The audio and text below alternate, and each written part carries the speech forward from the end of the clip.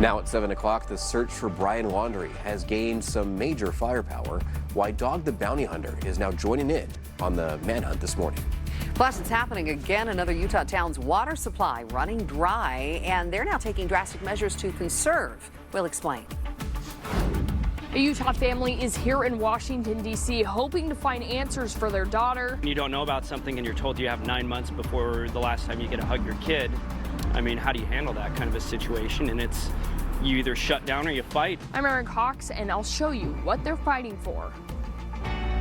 Live from Utah's news leader, Fox 13's Good Day Utah Weekend Edition starts right now. Good morning. Thanks so much for starting your day here with us. 7 o'clock on your Sunday. And I've noticed lately, Breck, the sunrise gets later and later. I think it's still kind of dark-ish right now. Not totally light yet, but oh boy, when that time change is coming up in a few weeks, it's going to get even worse, won't it? Well, we're going to be, of course, get some daylight a little bit earlier, but then looking at our evenings to cut kind of a little bit short, where as we look at the weather from yesterday, we're coming off, well, a nice day, a lot of sunshine. As we give you a view currently from our Old Mill camera looking across the Salt Lake Valley, yes, it's a clear start. And we're not seeing as much smoke here across northern Utah. Yeah, air quality, not too bad. Let's take a look at the air quality, where we're seeing a lot of green dots. Good situation, Cache County, Box Elder County through Weber and Davis County. Now, yesterday we had a little bit more yellow here throughout the Salt Lake Valley.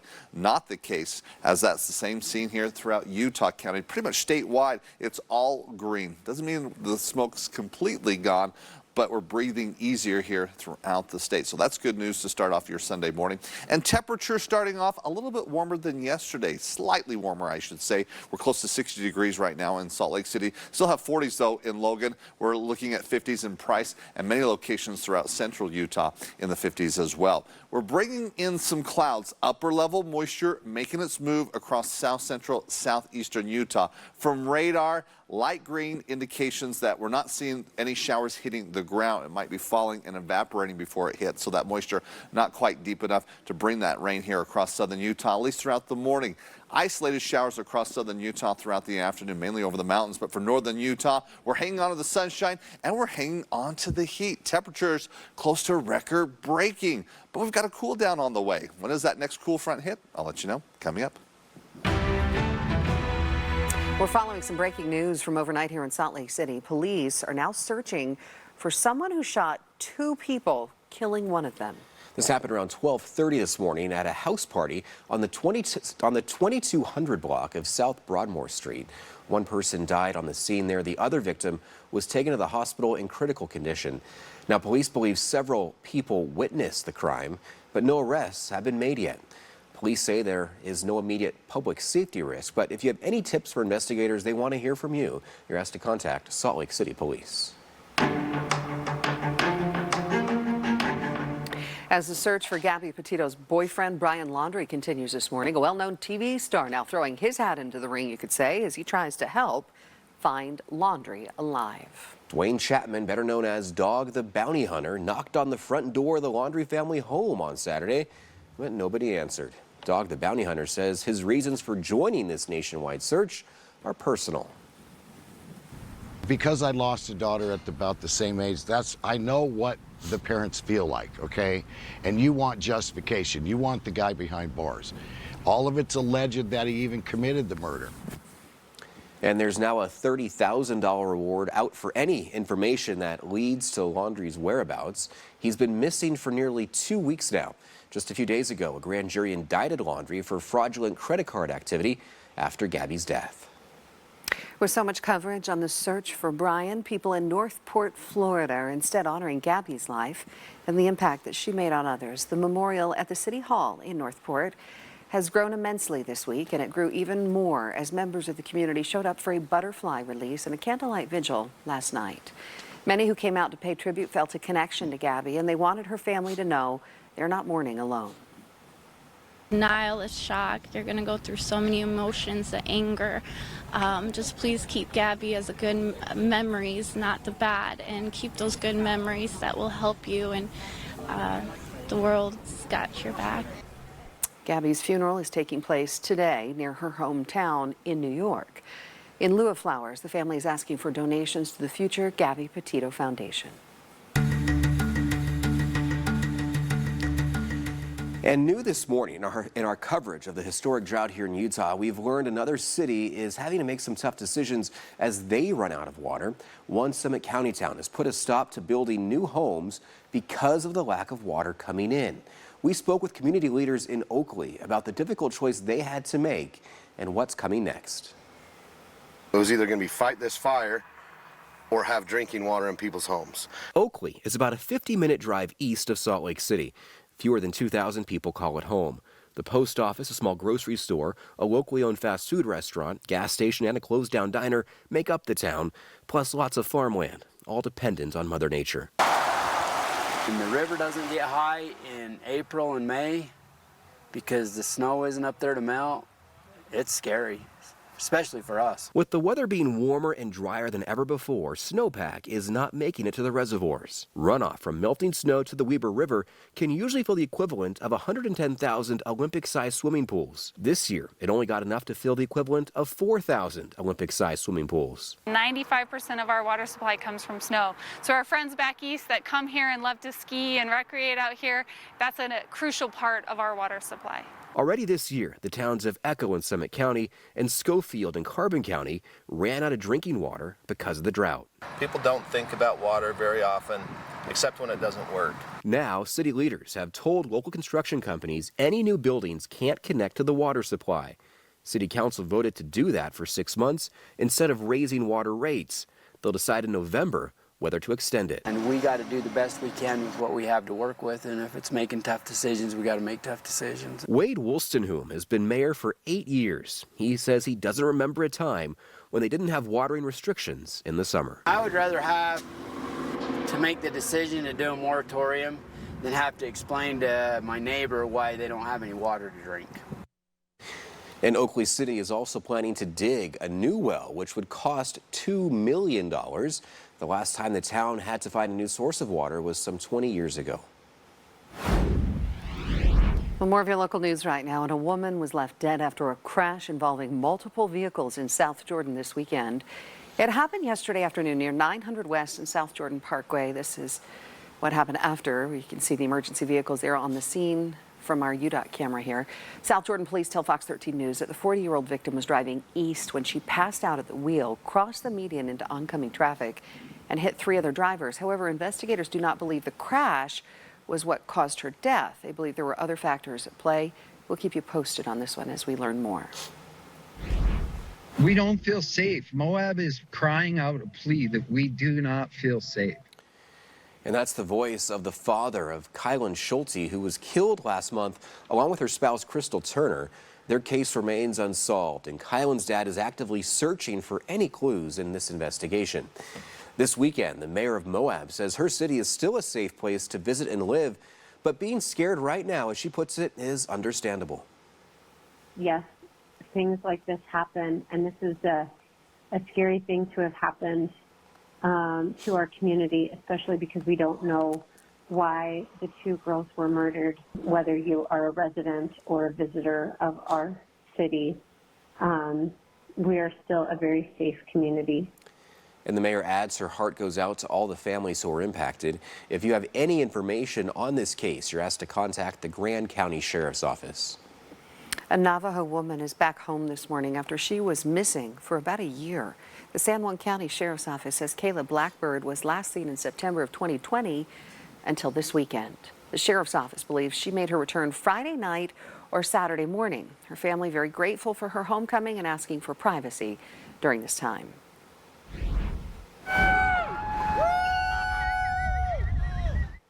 People gathering in Little Cottonwood Canyon yesterday getting their voices heard as they protest the Utah Department of Transportation's proposed gondola.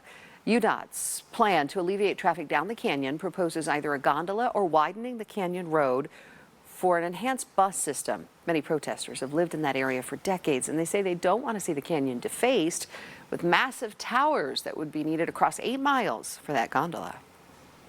We do not want to see $500 million of our taxpayers' money go towards something that's going to benefit private industry. I mean, we want something that's going to benefit all Utahns. At least 2 proposals will be forwarded to the Utah Department of Transportation, which will then make their plans known next year. And still to come this morning on Good Day Utah, could we soon see a big change in how the government protects consumers from shady business practices from major tech companies? We'll explain this new push for action that the Utah Attorney General is now getting behind and what it could mean for you. No, ma'am, I'm not the new pool boy. Yeah, he'll be back next week. I'm just trying out. Yeah. Nope, not taking my shirt off. Nope, not gonna do. Oh, hey guys, how you doing? Just hired or fired. Just a hired or fired here. Yeah. Woo! I'll get your drink in a second, man. Yeah, hold on. Well, coming off yesterday's warm temperatures, it's another good pool day as we'll keep temperatures well above normal. But I mentioned a cool front on the way. When will it hit and how far will temperatures drop? I'll let you know after the break.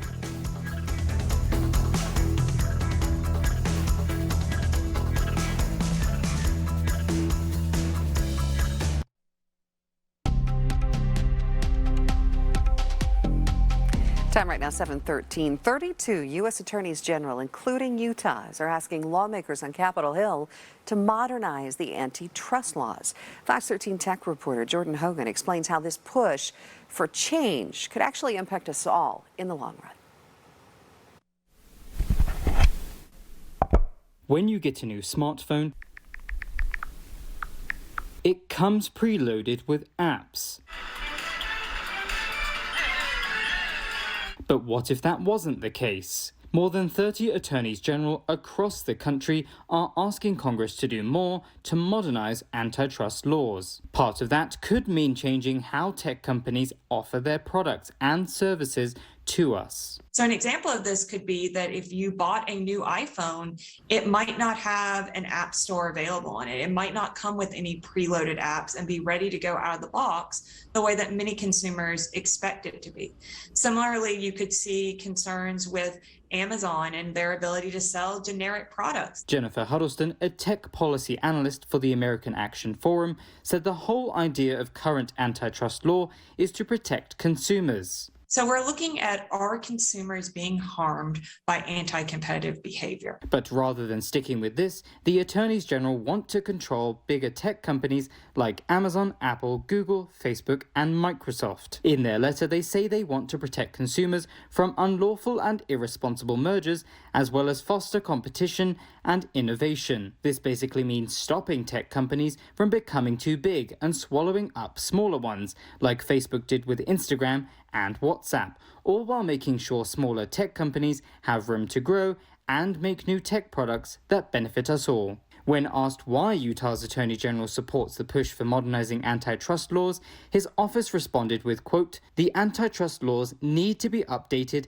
because competition is decreasing in some sections. Technology is constantly changing, and there is room for more robust antitrust enforcement." It will be interesting to see what happens next around a lot of these proposals, because I think there has been a good amount of concern expressed about the impact that they could have on consumers. So far, 6 antitrust bills have been proposed, but none have made it to Congress or the Senate to be voted on. In Salt Lake City, Jordan Hogan, Fox 13 News, Utah.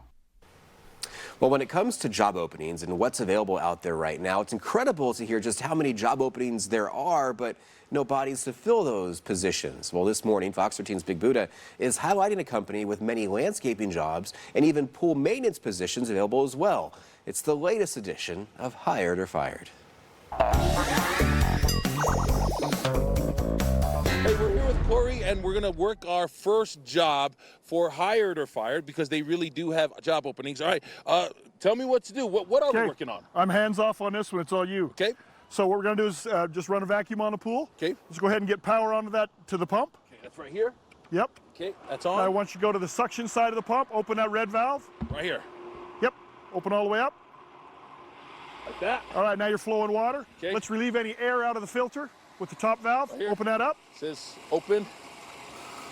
Okay. Now close it back up. Now you're spraying me with water. Sorry. That's not good. Sorry. Is that good? You're good now. Okay. All right, pull up. Let's get some of those. Now your valve's in the way. Yep, the valve's in the way, of course. Don't close it all the way, you'll starve the pump. There you go. There you go. All right. What are some techniques? Slow back and forth. Slow back and forth. About half the speed you vacuum your house if you've ever done that before. Nope. So what am I looking for? I mean, obviously the big chunks, or am I trying to get the small stuff? You still got some particulate on the bottom. Your plaster can dust up a little bit. So your filtration's got to usually pick that up, but let's get the big stuff, the leaves, and the organic introductions is what we call them. Organic introduction. Are you adding any chemicals with this, or this is purely just to pick up the trash on the bottom of the pool? This is purely the hydraulic system just to clean the bottom. No chemical introduction here. How many years of experience before you get to this job here? I imagine this is kind of like a senior level job. No, you can do this about 30 minutes.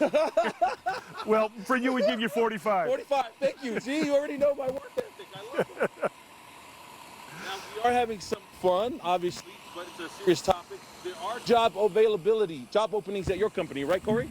Right now, we're not necessarily vacuuming too many pools, but we've got construction projects from Idaho Falls to St. George active right now. We've got landscape we're still doing a lot of landscape construction. A lot of those jobs still available too. Yeah. And now I'm changing my name because every pool boy has to have a cool name. My name is Miko. Miko with an M. Yeah. How's that, Corey? Is that all right? That we could put that on a shirt. Okay, awesome. Give them your website for more information in case people really are looking for jobs. StrattonandBrott.com. All right, I guess there are still people hitting the pool right about now, especially when we had almost 90 degrees yesterday as our high. Yeah, across northern and southern Utah. It was pool weather yesterday. A lot of sunshine. These temperatures well above normal. Yeah, we're still hanging on to summer, especially across southern Utah.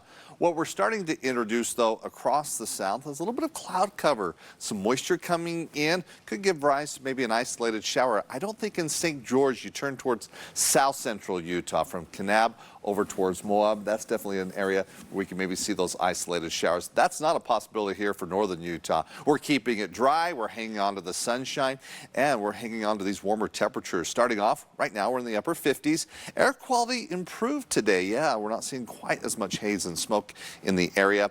And moving ahead, looking at washing your car. Not a concern today, nor tomorrow or into Monday, as we're going to be looking at high pressure still in place across most of the state. Now, we've been highlighting, of course, with all these beautiful fall colors. Many of you may be taking some drives throughout some of the canyons. It's good to go. Notice in Cedar Breaks, though, as I mentioned yesterday, today the focus of seeing more cloud cover, and that means the possibility of those isolated showers. Now, looking long range, precipitation outlook. This is going 6 to 10 days out. We're kind of splitting the state in half. Normal conditions there with normal precipitation through portions of central Utah. Northern Utah leaning to the side of below average rainfall. Above average, though, especially across southeastern Utah. So we're going to have a couple little storm systems move throughout that area, in which one is happening right now. As we show you a satellite radar, again across the south, a little bit more high cloud cover there, south central, southeastern Utah, going from Moab, as I mentioned, over towards Kanab. High pressure for northern central Utah, again, keeping it dry. It's this disturbance to the south that's bringing showers throughout Arizona and circulating it through portions of southern Utah here over the next 48 hours. Let me show you the models where, again, you're seeing future cloud cover across the south. Looking at future radar in green is it will bring those isolated showers south central, southeastern Utah. Most of the energy of that storm, though, stays to the south. It's just going to rotate that moisture where we can even maybe see a brief rain shower for St. George come tomorrow. So it's not a big threat or bringing a lot of activity here across southern Utah, but it brings that possibility with that isolated shower, again, mainly over the higher terrain as we go from today into tomorrow. But for northern Utah, you got the sunshine, a little less smoke. Temperatures very similar to yesterday, mid to upper 80s. Could find some areas close to 90 degrees where our record for today is 90. Now, where you will see 90s is in St. George, but you'll also see partly cloudy skies. Tomorrow I have about a 20% chance of some brief rain. Bigger chance of some rain on Wednesday, though. We've got a cool front that's moving through the state. A lot of the energy from that storm staying north of the state, but it will usher in a possibility of some scattered rain showers both across northern and southern Utah. And it will cool temperatures off. So you see that temperature change Tuesday into Wednesday. We go down into the 60s. This storm quickly moves on, allowing temperatures to kind of get into that sweet spot, that range of low to mid 70s. So next weekend, plans look to be good. Just by the middle of the week, we have a little bump in the road. We need the rain. We get a little bit, but for the next couple of days, we get the summer heat. All right, Breck, thanks so much. And still ahead on Good Day Utah Weekend Edition, people overcoming disabilities to find a greater sense of community. How this event is bringing people together and also changing lives.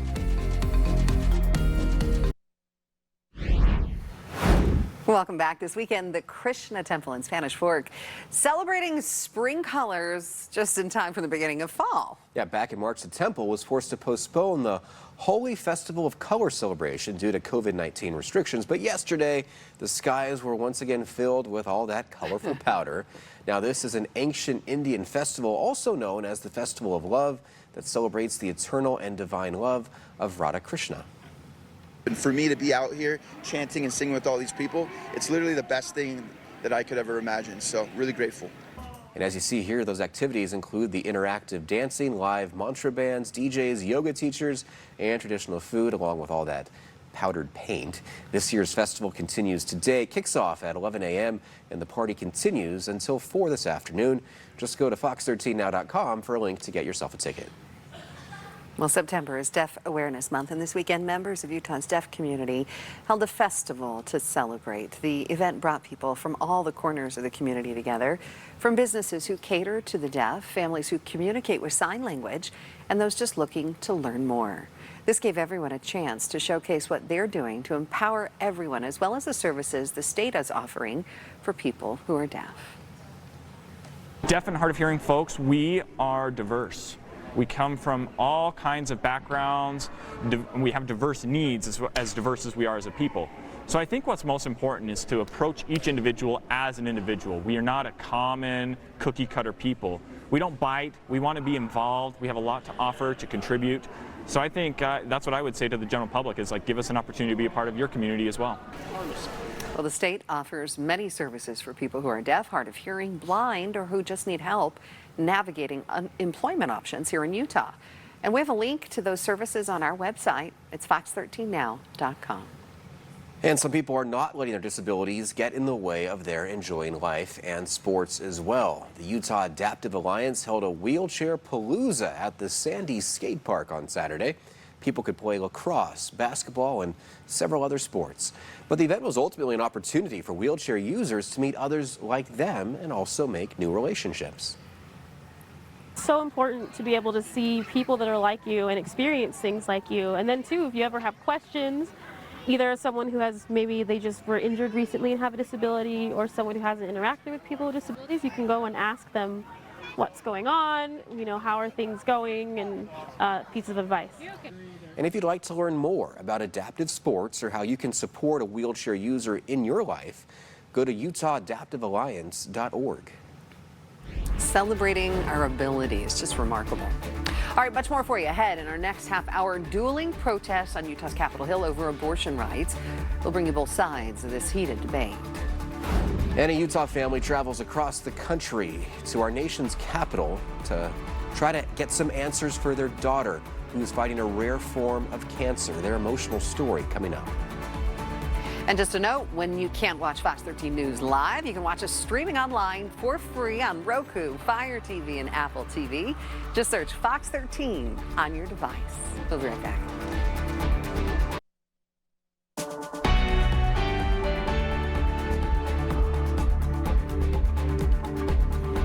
And good morning. Time now is 7:29. Thank you so much for waking up with us on this Sunday morning. Good morning. We want to check in with meteorologist Breck Bolton for that first alert forecast. Good morning, Breck. It's not a big alert here today. No, we're holding on to the steady weather. Yeah, it's the time of year where we're in between, the storms coming off the summer and before we get those colder storms moving into fall and winter. So it's that sweet spot. However, we are seeing some cloud cover here across southern Utah. View right now in Moab with this upper level moisture could give rise to an isolated afternoon shower across south central and southeastern Utah. But we're keeping it clear here across the north. View just south of Logan, a pleasant start. Temperatures though throughout Cache Valley in the 40s at this hour. Right now in Logan you're at 42 degrees, 43 in Tremont, but we've got 50s here, at least from Ogden through Salt Lake City. A little cooler though, turning towards Provo. Temperatures in the mid 50s in Green River right now, low 50s in Cedar Cedar City, and right now in St. George here at 70 degrees. We show you the temperature change over the past 24 hours. A little bit of a warmer start here across the state as we got clear conditions for the north, but some clouds across the south. As we bring in that moisture, will it spread across the state? What's our possibility of rain, and when are temperatures going to cool off? We'll answer that coming up in just a few minutes. Thanks so much, Breck. We get to your news right now. It's not something you necessarily see every day at the Utah State Capitol. Members of the Satanic Temple and pro-life groups rallying over abortion rights this weekend. Yeah, Utah now one of several states asking the U.S. Supreme Court to overturn Roe v. Wade. Fox 13's Eliana Sheriff shares both sides of this hotly debated topic. We reject any viewpoint that has no scientific basis. Pro-choice demonstrators filled the Capitol steps Saturday afternoon. This rally was supposed to take place last year, but it was postponed due to COVID. However, the message is stronger than ever, and it isn't just pro-choice demonstrators, as you can see. Anti-abortion activists were also on the ground, both groups clashing over abortion rights. Utah is one of several states asking the U.S. Supreme Court to overturn Roe versus Wade. It's a move Danielle Phelan supports. I don't think it's right to kill babies in the womb. So if that got overturned, it would really change our country for the better. Utahns are at risk of losing access to abortion if this landmark decision is overturned. Meantime, a new law in Texas went into effect earlier this month that bans abortions after 6 weeks. Eagle Forum President Gail Ruzicka hopes Utah mirrors what Texas has done. If Roe is overturned, then that would send it back to the states, and then each state could decide for themselves. But in Utah, we've already made that choice. Gail says if Roe versus Wade is overturned, then a trigger bill will go into effect here in Utah, making it illegal to kill an unborn baby. Now, millions and millions of little babies have died because of a decision that was made by a handful of people. Exceptions of rape, incest, and life of the mother are in this bill, Gail says. However, leaders of the Satanic Temple are asking people to get involved and educate themselves to understand the implications these laws have beyond just abortion access. The more difficult you make it, you might as well not have, Roe v. Wade at all. And now they're directly challenging it, which, as you know, is going to be happening in December with the Supreme Court. So, it is stepping backwards. Eliana Sheriff, Fox 13 News, Utah. And the abortion debate will all ramp up to a boiling point in December when the U.S. Supreme Court will hear a case involving Mississippi's ban on abortions after 15 weeks. Well, there were also people gathering at the state capitol yesterday to observe the National Day of Remembrance for Murder Victims. That was last night. Members of the Utah Homicide Survivors Group came together to honor their loved ones who were killed. The turnout was a handful of families, all gathering to remember their relatives and sharing stories of happy moments, as well as the cases that many still face. It's never going to be better. It's never going to be easier, but they're going to have to figure out a way that they can just survive. And so we're there for the long haul for them. Everybody has something to deal with in their life, but this is it's just a horrendous trauma that you just can't even imagine, and you just don't get over it. Many of these murder cases are still on hold due to the COVID-19 pandemic. Loved ones say the wounds for them are still running deep. Others of these cases are still unsolved, with families wondering when or if they may find justice. The brother of former Utah Governor Jon Huntsman Jr. is asking a federal appeals court to revive his lawsuit against the Church of Jesus Christ of Latter-day Saints. A federal judge in California dismissed James Huntsman's lawsuit that claimed the church misspent millions of tithing dollars to build the City Creek Center. The church denies that allegation. Huntsman says if his appeal prevails, he would seek millions in reimbursement and donate it to charities that support LGBTQ, African American, and women's rights. The State Court of Appeals has revived a lawsuit filed against the University of Utah over equal pay. Misty Heitzman sued the U after 9 years of working in its grant office, alleging that she was paid less than her counterparts due to her gender. A lower court sided with the U, which claimed it was for factors other than her sex, but the Utah Court of Appeals overturned that decision. It says there is enough of a case of gender wage discrimination to revive her suit. A Utah family is visiting the nation's capital this weekend in hopes to get answers for their 5-year-old daughter who's been diagnosed with a rare form of brain cancer. Fox 13's Aaron Cox has this story you'll only see here. Brian Agnew and his wife Allison have made a fun trip out of their time here in Washington, D.C. But the real reason they're here is not a vacation. The basement downstairs of this hotel is packed full of families that have been affected by this. The Agnews are here for their 5-year-old daughter. She lights up the room. There is just something about her. And yeah, I want to keep that light going. She has so much to give to this world, and it doesn't need to be robbed at this age. A year ago, the Agnews didn't even know Aspen would still be around after she was diagnosed with diffuse intrinsic pontine glioma, or DIPG. Malignant brain tumor, it's cancerous. Go home and make memories. I mean, what kind of a diagnosis advice is that? The Agnews were told they had maybe 9 to 12 months. The problem the Agnews have run into, there's just not enough information out there to treat Aspen. That's what brought them to D.C. We're trying to get research and funding, mostly, on a nationwide level. And they brought Aspen with them. What's your favorite part of school? My friends. What's your least favorite? What do you hate about going to the doctor? Getting my port checked. Honestly, what the future holds, I don't know. I hope it holds a future for Aspen. Not only were the Agnews looking for answers, but they're hoping to raise awareness for legislative and financial support for other families who might experience this same type of cancer. In Washington, D.C., Aaron Cox, Fox 13 News, Utah. Well, coming up, we answer the question, who has the biggest pumpkin of them all here in the Beehive State? We'll take you to the big Way Off in Pleasant Grove. Plus, a 4th grader in Utah County making a positively Utah difference in her community. How she's promoting diversity through literature among her classmates. And she's a trendsetter who's a legend in her field. And now she's paving the way for the next generation of ballet dancers. A special look at the director of the Ballet West Academy when we come back.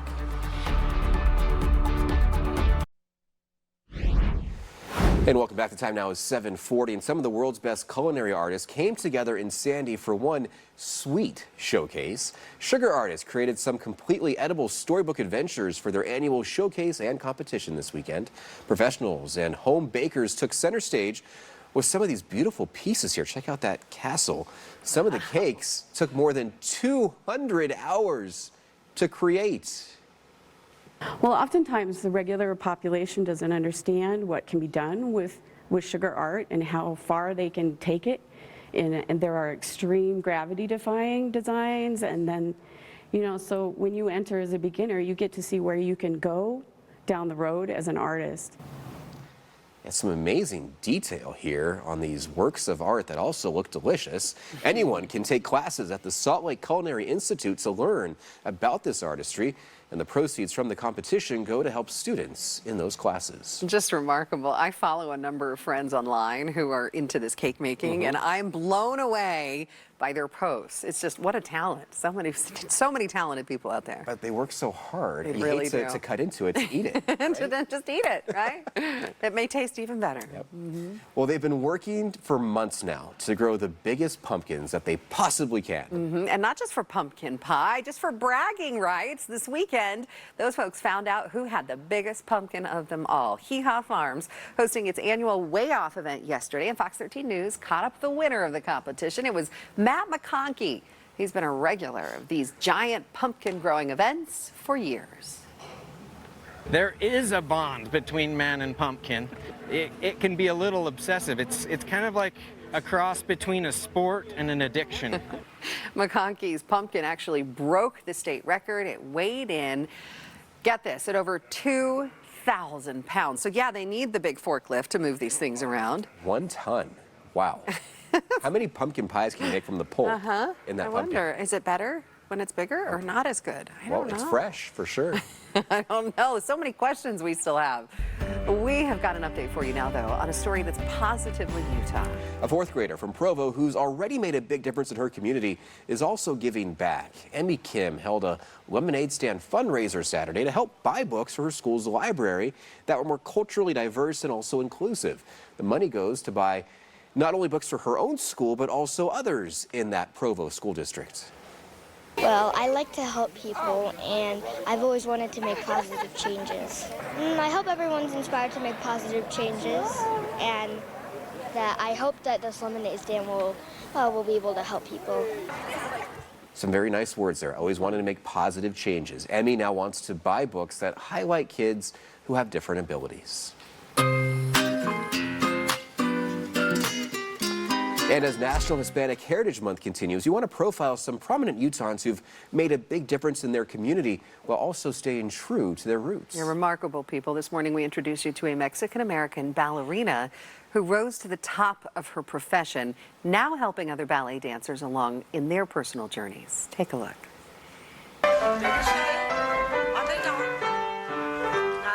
Evelyn Cisneros Legate leads class at Ballet West Academy in Salt Lake City. Plie, susu, plie, knee open, plie. Let's do a pirouette to the back attitude. Fondue, tendu, finish, okay? Her own technique is impeccable on the floor and with her students. Something that I'm very passionate about is giving them a hope and being able to visualize what the possibilities are for them. And that especially today, it doesn't matter what color their skin is, the opportunities are there. Cisneros Legate, the first Mexican-American prima ballerina in the United States, began ballet at 8 years old to overcome her shyness. We were the only Mexican-American family in the neighborhood, so my parents had always instilled in my brother and I the responsibility of being that role model for our culture. And that's something I've always kept inside my heart, to be the best that you can, to be that example for others, and to shine a positive and a good light on my background and my culture.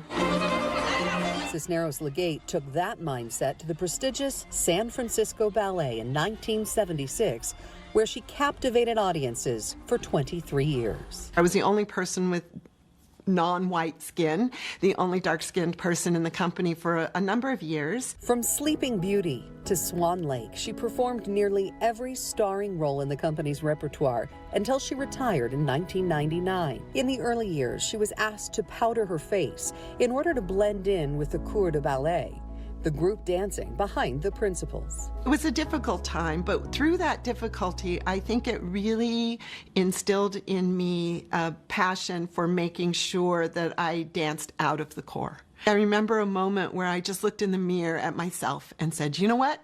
I don't want to look like everyone else. She didn't want to dance like anyone else either, and incorporated her Mexican culture when collaborating with choreographers. It's been really wonderful to be able to dig deep into who I am, knowing my background, and be able to bring all those elements to the table to make a deeper, richer art form. Cisneros Legate, the granddaughter of migrant farm workers and Mexican revolutionaries, went on to co-write Ballet for Dummies and had a bilingual children's book written about her. And after teaching at several esteemed ballet schools, she's found a new home. Still in the studio, this time running the show as director of Ballet West Academy. Miss Evelyn is an amazing role model to me. She's a strong female who followed her dreams and worked really hard to become a professional dancer through hard work and perseverance. She makes us feel good about ourselves, and she shows us what true potential we have. And that's what's really inspiring. That's what a director should be doing for her students. Nice. Okay, take a moment for yourselves. Isn't she remarkable? Such great talents. I know. Amazing. And right here in Salt Lake City, we are so lucky to have her here, kind of helping shape that next generation. What an inspiration. National Hispanic Heritage Month continues through October 15th, and stay tuned to Fox 13 News for more stories about people and celebrations in Utah honoring this rich culture. All right, let's get a check on your weather. We're starting off the weekend. It's feeling more like summer rather than the first official weekend of fall. Yeah, yesterday we had sunny skies and temperatures about 10 degrees above normal. Current view from our Old Mill camera looking towards downtown Salt Lake City. Conditions better here with air quality, less smoke. We're in the good category here all along the Wasatch Front. Temperatures right now in the upper 50s, at least through Salt Lake City and Ogden. 40s though in Provo. It's a slightly warmer start here across the state as we're looking at highs once again above normal. Expected high in Salt Lake City, 86 degrees. You can see on average we should be in the mid 70s, getting close to record-breaking temperatures. Yesterday's high 87 degrees. Yeah, we're hanging on to the summer heat just a little bit. Now we're changing things up a little bit for southern Utah. As we take a look from the Storm Prediction Center, possibility of thunderstorm activity. Even though it's minimal, you can see across southern Utah, we start introducing that threat as moisture pumps in across southern Utah, mainly bringing cloud cover, but there's a chance of seeing an isolated shower or thunderstorm as we turn towards the afternoon hours for southern Utah. Now confirming as we show you satellite radar here across southern Utah, yes, some clouds in place as we go from Kanab over towards Moab. It's the southeast quadrant that finds the best chance, even though it's a 20 to a 30% possibility of an isolated thunderstorm. And it's the storm system and low pressure system that's moving through Arizona that's pumping in the moisture, circulating it through southern Utah. And again, the big focus will be across south central, southeastern Utah. As the storm tracks northeastern, or in a northeastern direction, I should say, it doesn't have a direct hit across the south, but as I mentioned, it's just going to cycle in this moisture here over the next 48 hours. As I show you the models, where as we move throughout the afternoon, again, areas such as the south end of Lake Powell over towards Moab, that isolated thunderstorm, and then we'll hang on to it as that low pressure system tracks eastward and gets that moisture in place, where even across areas such as Cedar City through St. George tomorrow, maybe some brief showers. It's not heavy, it's not too active weather here that we're concerned across southern Utah. So as we talk about flash flood potential, it's just not a big threat. And as you see, central northern Utah, you're hanging on to the sunshine and we're hanging on to the heat. Highs today, again, above normal, mid to upper 80s here along the Wasatch Front. A little cooler in Ogden, looks like 70s in Park City, many locations in the 80s through central Utah. And we do get up to 90 degrees in St. George under partly cloudy skies. Now for tomorrow, maybe about a 20% chance of some brief rain. Clear conditions on Tuesday. Now for the state on Wednesday, a cool front moves through, brings a chance of rain. Temperatures do drop. It quickly moves on, though, lining things up for the weekend where we've got clear conditions next weekend. Now, for northern Utah, we'll see that chance of rain on Wednesday. We're down into the 60s, a quick rebound back into the 70s. So one little bump in the road, but for the next day or two, we'll have these summer-like temperatures. All right, Breck, thanks so much. Coming up, a big weekend in college football here in Utah as BYU tries to remain undefeated. They took on South Florida, plus the Utes opening up Pac-12 play. All those highlights coming up after the break.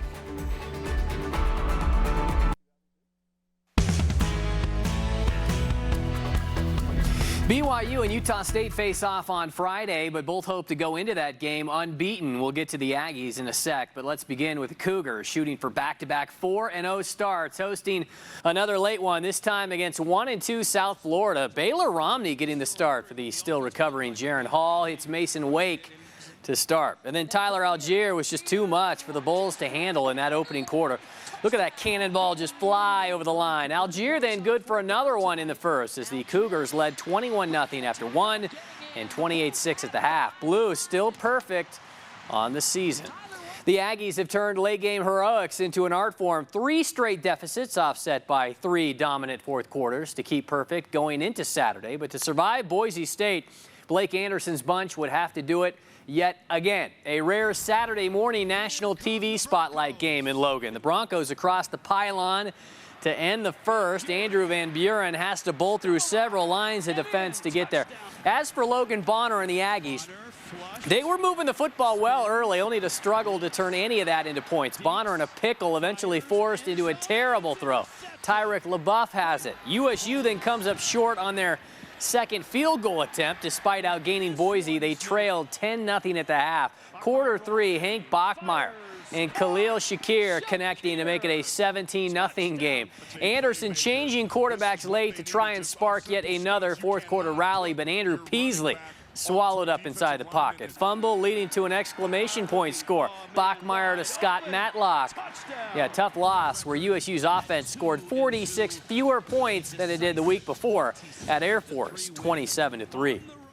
The Cam Rising era part 2 underway up on the hill. With Charlie Brewer now completely out of the picture, it was up to Rising to provide a spark offensively for the Utes in their Pac-12 debut. Washington State, their first test, start with Rising's backup, Jaquindon Jackson, out there in the second quarter for a bit, skips in for 6. The fumble after he crossed the line there, so it put the Utes up 7-3. Go to the third, Wazoo's Jarrett Garantano fires it to Deshaun Stribling over the middle, 26-yard touchdown. Put the Cougars up 13-7. After plenty of missed opportunities, the Utes finally break through with their second touchdown in the fourth. TJ Pledger was the marquee back on Saturday, breaks it, 20 of his 117 yards to go back up 17-13. And then the game sealer, Utah's defense, they were solid. 8 sacks and 3 INTs. This one a pick 6 for Clark Phillips, 54 yards despite a so-so game by Rising. The Utes take it 24-13. Starting Pac-12 playoff right after back-to-back non-conference setbacks. A top 15 battle in Ogden for Weber State's Big Sky opener. Second play of the second quarter. The Wildcats capping a 15-play, 94-yard drive against UC Davis. Kylan Weiser making his first career start under center to the Alta product Josh Davis in the flat. But later, starting from their own 1, you heard Weiser take a shot there. Even worse, he was picked by Jordan Perryman on the play, setting up Ulanzo Gilliam Jr. Rides his O-line. Game square at 7 at the midway point. Purple led most of the second half until the final 30 seconds when Trent Tompkins has an easy stroll to his left. Another tough loss for Jay Hill's crew, who fall to 1-3. And SUU with an upset shot in Cedar City last night, getting within 9 of 6th-ranked Eastern Washington after that Davis Moore, the third run, only to watch the Eagles own it from there. Eric Berrier could write a novel back there. He's got so much time. Eventually heaves end zone. Halolo Limu Jones, great shoulder catch. Eastern then adding a Dennis Merritt touchdown. This was all roadies, 50-21. Morgan Vance with your morning sports report. Coming up in our next hour of news, we are following the very latest on some breaking news that happened overnight. A shooting in Salt Lake City that left 1 person dead. The scenario, I should say, that led up to that house party.